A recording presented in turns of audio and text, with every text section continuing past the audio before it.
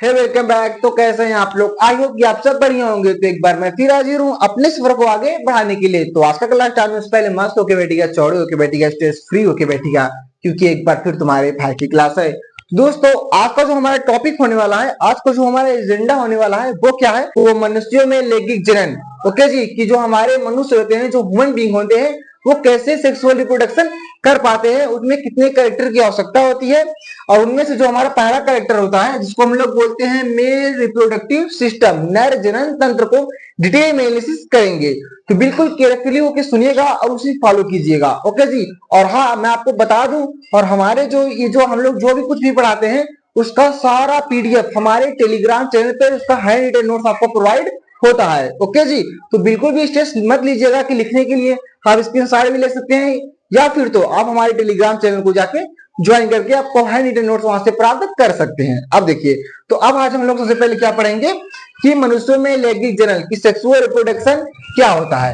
तो जैसे देखिए क्या है, मनुष्यों में लैंगिक जनन को आज हम लोग देखेंगे।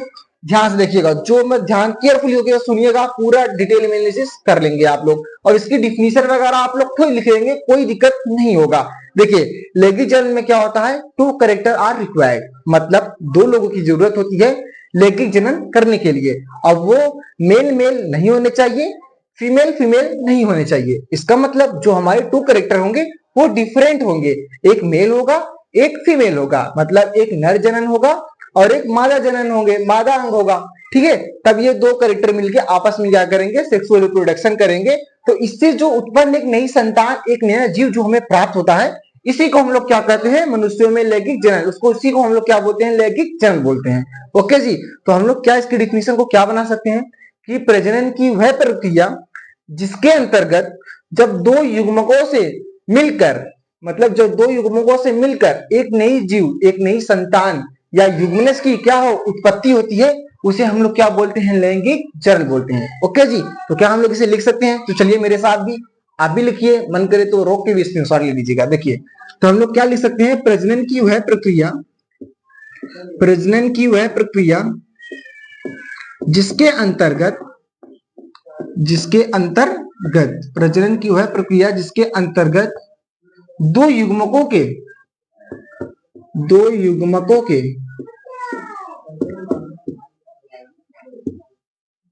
युग्मकों के मिलने से एक नई संतान, या कोष्टक में आप लोग युग्मनज लिख सकते हैं, युग्मनज की क्या होती है? उत्पत्ति होती है। क्या होती है? उत्पत्ति होती है, उत्पत्ति होती है। इसी को हम लोग क्या बोलते हैं? इसी को हम लोग क्या बोलते हैं? लैंगिक जनन बोलते हैं। क्या बोलते हैं? लैंगिक जनन, जनन।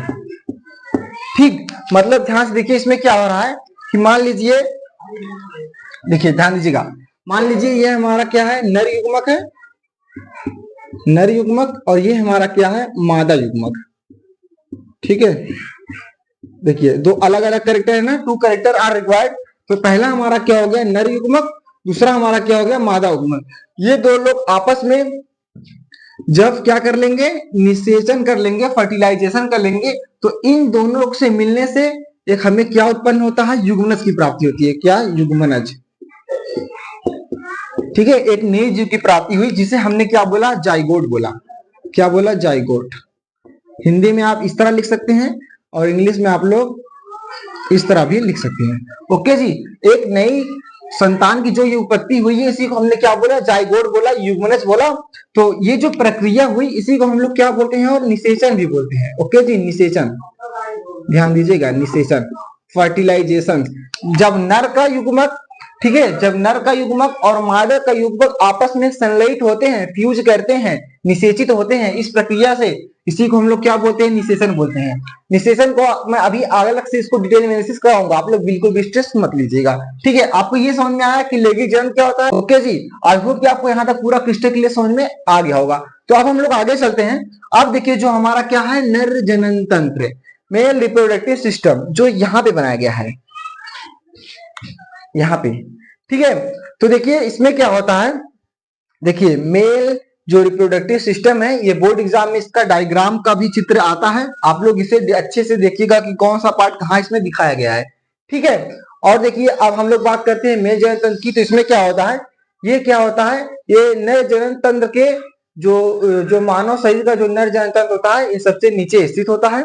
इसमें 2 टेस्टिस होते हैं, 1 पेयर इसे हम लोग बोल सकते हैं। 1 पेयर का मतलब 2, ठीक है, 2 टेस्टिस होते हैं, जिसमें एक स्क्रोटम होता है, वृषण कोश जो बोलता है, उसमें क्या होता है, स्थित होता है। और ये शरीर के हमारे बाहर इसलिए होता है क्योंकि जो हमारे जो टेस्टिस में जो हमारे स्पर्म का जो फॉर्मेशन होता है, जो शुक्राणु का फॉर्मेशन होता है, उसका तापमान को मेंटेन रखने के लिए उसको बाहर किया गया है, मतलब हमारे शरीर से बाहर रखा है, क्योंकि उसका जो तापमान होता है एक समय तापमान पे ही वो जिंदा रह पाते हैं।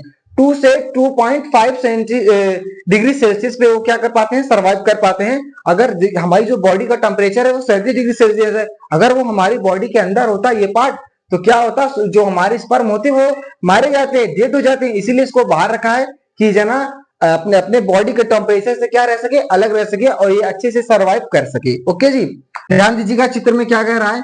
देखिए यहाँ पे इसकी टेस्टिस को दिखाया गया है, और इसके अंदर जो स्क्रोटम के अंदर एक वृषण कोश के अंदर टेस्टिस को दिखाया गया, ये वाला जो पार्ट है, ये वाला जो इसमें ऐसे हाइकोलाइट जो इसमें स्ट्रक्चर होते हैं, ये हमारा टेस्टिस होता है। और इसको अंदर जो घेरा रहता है, इसको हम लोग क्या बोलते हैं, वृषण कोश। और वृषण कोश में ही हमारा टेस्टिस क्या रहता है, स्थित रहता है। फिर उसके बाद ये जो दिखाया गया है, ये हमारा क्या है, मूत्रमार्ग है, जिसके द्वारा यूरिन क्या होता है, बाहर निकलता है। ठीक है, और ये जो आपको दिखाया गया है, ये सब ऐसी ऐसी ग्रंथियां इसके साइड इधर भी ऐसे ऐसे होती हैं। ठीक है, ये हमारी क्या रहती है, प्रोजेस्टेड ग्रंथि भी होती है। और इसके ऊपर यहाँ पे ये जो दिखाया गया है, ये मूत्राशय, जहाँ पे यूरिन का क्या होता है, स्टोर होता है। ओके जी, उसके बाद ये हमारी मूत्र नलिका दिखाई गई है कि जिसके द्वारा क्या होता है, वेस्ट मटेरियल उसमें उसके थ्रू उस ट्यूब के थ्रू, उस नलिका के थ्रू क्या होता है, स्टोर होता है। ओके जी, तो इसी को हम लोग डिटेल में एनालिसिस करते हैं। तो चलिए मैं इसकी डिफिनेशन को लिख देता हूं। ओके जी, तो चलिए शुरू करते हैं। तो अब देखिए, अब हम लोग आगे चलते हैं। तो जो ये हमारा नर जनन तंत्र का पार्ट जो मैंने इसको बताया था, इसके एक एक पार्ट को हम लोग डिटेल में एनालिसिस करेंगे ही करेंगे, लेकिन उसको शॉर्टकट में मैंने बताया कि नर जनन तंत्र में ऐसा क्या क्या होता है, क्या क्या पाया जाता है, उसको मैंने जो बताया था उसको मैंने यहाँ पे लिख दिया है। अब मैं इसे एक बार आपको रिवीजन कराता हुआ चलता हूँ। अब मैंने जो जो बताया था उससे रिलेट करिएगा। ओके जी, क्या कह रहा है कि नर जनन तंत्र शरीर के सबसे नीचे क्या होता है, स्थित होता है। मैंने आपको यही बताया। आपको बोर्ड एग्जाम में अगर ऐसे आए लिख दीजिएगा, वैसे लिखने के लिए नहीं आता है, इसके पार्ट के बारे में लिखने के लिए विषण को उसको बताइए, उसको डिटेल में चित्र बना के मानव जनन तंत्र का चित्र बनाइए, ये सब ज्यादा पूछ जाते हैं। ओके जी, इसमें एक जोड़ी क्या होता है, एक जोड़ी बोलने का मतलब क्या है, इसमें कितने वृषण हैं, 2 वृषण। ओके जी, टेस्टिस वृषण, और क्या होता है, अधिवृषण होता है। अधिवृषण का वो होता है, वो पार्ट होता है, ये जो वृषण के ऊपर ये जो आप ये जो दिख रहे हैं ना, इसी को हम लोग क्या बोलते हैं, अधिवृषण बोलते हैं। क्या बोलते हैं, अधिवृषण। ठीक है, क्योंकि इसी में जब इस टेस्टिस से जो हमारे अंदर रहता है, उसमें जो इससे जब बन के जब क्या होता है, इसी में ये क्या रहता है, कलेक्ट हुआ रहता है। ओके जी, अगर ये फैक्ट्री है तो ये इसका नॉर्मल फैक्ट्री है, गोदाम इसको बोलते हैं। ठीक है, तो इसी के माध्यम से फिर ये क्या होता है, हमारे अंदर तक आता है फिर। ओके जी, तो क्या हो रहा है, विरोधक और अधिवृषण, जिसे हम लोग क्या बोल रहे हैं, शुक्रवाहिनियां तथा सहायक कुछ नलिकाएं और ग्रंथियां पाई जाती है। जैसे यहाँ पे देखिए, मैंने आपको दिखाया था, यहाँ पे जो है देखिए, प्रोजेस्टेड ग्रंथि, ठीक है, शुक्राशय और प्रोजेस्टेड ग्रंथि आदि। ओके जी, आई होप आपको यहाँ पूरा समझ में आ गया होगा। तो अब हम लोग आगे चलते हैं। ये जो हमारा मेल रिप्रोडक्टिव सिस्टम जो था, इसके हम लोग एक एक पार्ट को, जैसे वृषण, मूत्राशय, ये सब को क्या करते हैं, सिस्टम को डिटेल में एनालिसिस करते हैं। तो चलिए शुरू करते हैं। तो अब देखिए, अब हम लोग आगे चलते हैं। तो अब जो हमारा पहला जो है नर जनन तंत्र का जो पार्ट जो रहता है, इसमें एक वृषण जो बहुत ही मुख्य और मेन पार्ट होता है। ठीक है, तो वृषण जो होता है उसका कार्य देखिए, उसका कार्य क्या है, उसका मेन कार्य समझ लीजिएगा। और साइंस की भाषा में जो लिखना है मैंने उसे ऑलरेडी लिख दिया है, मैं इसको आपको डिटेल में एनालिसिस अभी करवाऊंगा। पहले समझिए, जो वृषण देखिए होता है, वो क्या होता है, वो मुख्य रूप से उसका जो मेन काम है, उसमें क्या पाए जाते हैं, एक टेस्टिकुलर लोब्यूल्स पाए जाते हैं, जो किसका कार्य करते हैं, जो स्पर्म बनाने के क्या करते हैं, कार्य करते हैं। स्पर्म मतलब शुक्राणु को क्या करते हैं, निर्माण करते हैं। ओके जी, और तथा जो शुक्राणु रहते हैं, उसी में हमारा जो जेनेटिक मटेरियल रहता है, उसे वो क्या किया रहता है, संचित किया रहता है। तो उसको प्रोटेक्शन के लिए, इसीलिए यह हमारे शरीर के बाहर रहता है, जो हमारे तापमान को, एक स्क्रोटम होता है, ठीक है, वृषण कोश जिसे हम लोग बोल रहे थे, वृषण कोश ऐसे जो रहता था, ऐसे रहता था ना, तो इसी में हमारे जो टेस्टिस होते थे ना, तो इसी को हम लोग क्या बोलते थे, विसर्ग कोष बोलते थे। ये क्या करता था, तापमान को नियंत्रित करने का काम करता है। ओके जी, तो चलिए इसी को साइंस की भाषा में देखिए इसमें क्या बताया क्या गया है, तो इसी को डिटेल बेसिस करते हैं। तो चलिए शुरू करते हैं। देखिए क्या कह रहा है कि शरीर के वृषण में उधर गुहा में एक बाहर अंडकोश, ठीक है, इसे क्या बोला, अंडकोश थैला बोला गया है। अंडकोश थैले में स्थित होता है जिसे वृषण कोश कहते हैं। ध्यान दीजिएगा जो मैं बता रहा था, वृषण कोश कहते हैं। बाहर से ये तापमान को क्या करता है, नियंत्रित करता है, कंट्रोल करता है, और जो शुक्राणुओं के लिए क्या होता है, बहुत ही आवश्यक है, जिससे वो सरवाइव कर पाए, डेड ना हो पाए, मर ना जाए। ओके जी, तो वृषण का देखिए मुख्य कार्य क्या है, शुक्राणु बनाना। अब ये कैसे बनेगा, तो पुरुष हार्मोन जो टेस्टोस्टेरोन का जो उत्पादन करता है, ये कौन करता है, यही करता है, ठीक है। और प्रत्येक वृषण में 250 क्या होते हैं, टेस्टिकुलर क्या होते हैं, लोब्यूल्स होते हैं, जो क्या करते हैं, जैसे मान लीजिए, जैसे ये देखिए हमारा वृषण है ना, तो इसमें 250 ऐसे ऐसे हाईली क्लोराइड, इसमें क्या रहते हैं, हाईली क्लोराइड टेस्टिकुलर लोब्यूल होते हैं, जो किसका फॉर्मेशन करते हैं, स्पर्म का फॉर्मेशन करते हैं। ओके जी, ऐसे समझिए। और देखिए क्या कह रहा है, 1 से 3 क्या रहते हैं, हाईली कोलाइड होते हैं। ये जो घूमे हुए हैं, इसी को कोलाइड बोला गया है, जो मुख्य रूप से क्या करते हैं, शुक्राणुओं का निर्माण करते हैं तथा अनुवांशिक पदार्थों क्या किए रहते हैं, संचित किए रहते हैं। ओके जी, आई होप आपको यहाँ तक पूरा समझ में आ गया होगा। तो अब हम लोग आगे चलते हैं अधिविषण की ओर। तो चलिए शुरू करते हैं। तो अब देखिए, अब हम लोग आगे चलते हैं। जो अब हमारा टॉपिक है वो क्या है, दूसरा क्या है, अधिवृक्क। अधिवृक्क बोलने का मतलब होता है, जो ये हमारा स्क्रूटम होता है, इसमें जो ऐसे टेस्टिस होते हैं, इसके ऊपर ये जो ऐसे एक लेयर पाया जाता है, इसी को हम लोग क्या बोलते हैं, जैसे एक टेस्टिस है, इसके ऊपर एक ऐसे लेयर नहीं रहता है, इसी को हम लोग क्या बोलते हैं, अधिवृक्क बोलते हैं। ओके जी, क्या बोलते हैं, अधिवृक्क, ठीक है। तो इसी की बात किया है, ठीक है, कि ये क्या होता है, इसके बारे में क्या बता रहा है साइंस की भाषा में, ध्यान दीजिएगा। कह रहा है कि ये लगभग कितने सेंटीमीटर, 6 सेंटीमीटर लंबी तथा बहुत महीन अर्थात पतला, बहुत पतला होता है। उलझी हुई क्या होती है, संरचना होती है, जो पीछे की तरफ क्या होता है, ऊपरी सतह पर फैला हुआ होता है। यही था ना, ये जो हमारा स्क्रूटम था, इसमें ये जो ऐसे टेस्टिस है, इसमें जो ऐसे ऐसे जो देखिए, तो ये टेस्टिस के ऊपरी सतह पे क्या रहता है, ऐसे फैला हुआ होता है। ओके जी, ये वाला जो पार्ट है, ठीक है, इसी को बताया है। अब देखिए, जो हम लोग आगे चलते हैं, अब क्या है हमारा है, शुक्रवाहिनी, ठीक है। ये क्या होता है, एक मोटी मांसपेशी युक्त नलिका होती है, इसी से एक जो ऐसे जो निकली रहती है, जो लेयर निकली रहती है, जो ऐसे हमारे मलाशय तक जो अटैच रहता है, ठीक है, इधर तो हमारा वो रहता है, ठीक है।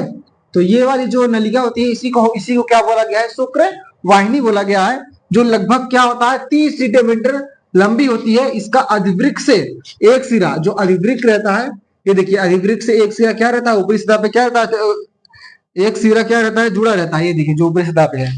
और जो दूसरा सिरा रहता है, शुक्राशय नली से क्या होता है, जुड़ा होता है, जो आगे जाके किस में बदल जाता है, अस्खल नलिका में बदल जाता है, जो यहाँ पे। ओके जी, तो आगे जाके क्या बदल जाता है, अस्खल नलिका में बदल जाता है। तो चलिए अब अस्खलन नलिका को डिटेल में विश्लेषित करते हैं। तो चलिए शुरू करते हैं। तो अब देखिए, अब हम लोग आगे चलते हैं। अब जो हमारा क्या है, वो अस्खलन नलिका। ओके जी, थोड़ा सा लाइट नहीं है इसमें, तो थोड़ा सा आपको अंधेरा लग रहा होगा, वैसे ज्यादा पता नहीं चलेगा, कोई दिक्कत नहीं है। देखिएगा, ये क्या कह रहा है कि इसमें 2 छोटी नलिकाएं होती हैं, जो क्या करता है, शुक्रवाहिकाओं और शुक्राशय के मिलने के स्थान से प्रारंभ होकर, मतलब इसके जो स्थान रहता है वहां से शुरू होकर, ये प्रोस्टेट ग्रंथि जो यहाँ पे पीछे की साइड था, जो ऐसे ऐसे करके बना था, ऐसे छोटे छोटे पार्ट में, ठीक है। तो ये वही हमारा क्या था, प्रोस्टेट ग्रंथि से होते हुए मूत्र मार्ग तक क्या रहते हैं, फैले होते हैं। ओके जी, तो अब देखिए, जो हमारा मूत्र मार्ग होता है, ये वाला पार्ट, ये वाला है, ध्यान दीजिएगा, ठीक है, ये वाला, ठीक ठीक है जी, ये मूत्रमार्ग वाला, इसमें जो पाइप रहती है, ये वाला मूत्रमार्ग वाला, ठीक है। क्या कह रहा है कि ये लगभग कितने सेंटीमीटर का होता है, ये लगभग 18 से 20 सेंटीमीटर मांसपेशी युक्त नलिका होती है। और जो मूत्राशय से बाह्य छिद्र की ओर, यहाँ पे इसका जो बाह्य छिद्र होता है, यहाँ पे बाह्य छिद्र की ओर क्या होती है, फैली होती है, तथा अस्खलन नलिका के साथ ये मिलकर क्या करता है, मूत्र जनन नलिका का क्या कर देती है, निर्माण कर देती है। ओके जी, और उसमें इसके आई आदि जो रहते हैं, जो फोरलिम्ब इसको बोलते हैं, इसमें कुछ खास प्रकार के इसके ऊतक पाए जाते हैं, जो जनन के लिए क्या रहते हैं, बहुत ही महत्वपूर्ण होते हैं। ओके जी, तो अब देखिए, अब हमारा जो क्या है, शुक्राशय, ये क्या है, ये शुक्राणु के भंडारण के लिए क्या है, क्या होता है, छोटा सा थैलानुमा क्या होता है, संरचना होता है, जो शुक्राणु तथा हार्मोन के साथ मिलकर क्या बनाता है, वीर्य बनाता है। ध्यान दीजिएगा कि ये शुक्राणु शुक्राणुओं और हार्मोन, ठीक है, शुक्राणु और हार्मोन को मिलाकर, इन दोनों को मिलाकर क्या हमारा बनता है, वीर्य बनता है। क्या बनता है, वीर्य। ठीक है जी, शुक्राणु और हार्मोन को जब मिलते हैं तो हमारा क्या बनता है, वीर्य का फॉर्मेशन होता है। ओके जी, तो चलिए अब हम लोग आगे चलते हैं, तो चलिए शुरू करते हैं। तो अब देखिए, अब हम लोग आगे चलते हैं। अब जो हमारा पार्ट है वो क्या है, शीश में। ओके जी, जिसे हम लोग क्या बोलते हैं, पेनिस बोलते हैं, मतलब ये वाला पार्ट। ओके जी, ध्यान दीजिएगा। तो ये जो हमारा रहता है, ये क्या रहता है, हमारा शीश में रहता है। ओके जी, तो और मैंने इसमें क्या बताया था कि मैंने इसमें कुछ विशिष्ट प्रकार के क्या पाए जाते हैं, ऊतक पाए जाते हैं, जो इसको जनन के लिए क्या करते हैं, जब ये एक्साइटेड फॉर्म में आते हैं तो ये जनन के लिए क्या करते हैं, एक्टिव हो जाते हैं, जिससे हमारा जो ये शीश में रहता है थोड़ा सा क्या रहता है, सुडोलता इसमें आ जाती है। ओके जी, इसी को डिटेल में क्या बता रहा है कि ये मांसपेशियों से युक्त एक क्या है, अंग होता है, जिसमें कुछ खास प्रकार से क्या पाए जाते हैं, ऊतक पाए जाते हैं, जो जनन तथा मूत्रोजन प्रक्रिया में क्या होते हैं, हेल्पफुल होते हैं, सहायक होते हैं। ओके जी, अब देखिए हमारा जो सबसे मेन टॉपिक, हमारा सबसे खतरनाक और वेरी इंपॉर्टेंट, जो बार बार बोर्ड एग्जाम में 1-2 नंबर में पूछा जाता है कि हार्मोन। मैंने आपको बताया भी कि वृषण में जो हार्मोन का जो श्रवण करता है, जिसे एक हम लोग क्या बोलते हैं, एंड्रोजन्स बोलते हैं, जो इसका क्या करता है, श्रवण करता है। ओके जी, तथा ये नर का सबसे क्या है, मुख्य हार्मोन होता है, जिसे टेस्टोस्टेरोन कहते हैं। ठीक है जी, जो यौनारंभ मतलब 14 से 16 के उपरांत, 14 से 16 भी क्या हो जाता है, इसका बनने फॉर्मेशन बनना शुरू हो जाता है, जो टेस्टोस्टेरोन के कारण ही वृषण में क्या कर देता है, वृद्धि करता है। ओके जी, आई होप को पूरा फील आ गया हो, कॉन्सेप्ट पूरा ओवरऑल समझ में आ गया हो। तो वीडियो को लाइक कर दिया, चैनल पे नहीं हो तो चैनल को सब्सक्राइब करिएगा, अपने दोस्तों के पास शेयर जरूर कीजिएगा। तो बस आज के लिए इतना ही। तो आज हमने पूरा नर जनन तंत्र को डिटेल में एनालिसिस किया है। तो कल हम लोग फीमेल मतलब मानव जनन तंत्र को डिटेल में एनालिसिस करेंगे। तो कल के लिए मस्त होके बैठिएगा, चौड़े होके बैठिएगा, स्ट्रेस फ्री होके बैठिएगा, क्योंकि तुम्हारा भाई कल फिर आएगा एक और। तो भाई लेक्चर, तब अपना ख्याल रखिएगा। थैंक यू, धन्यवाद।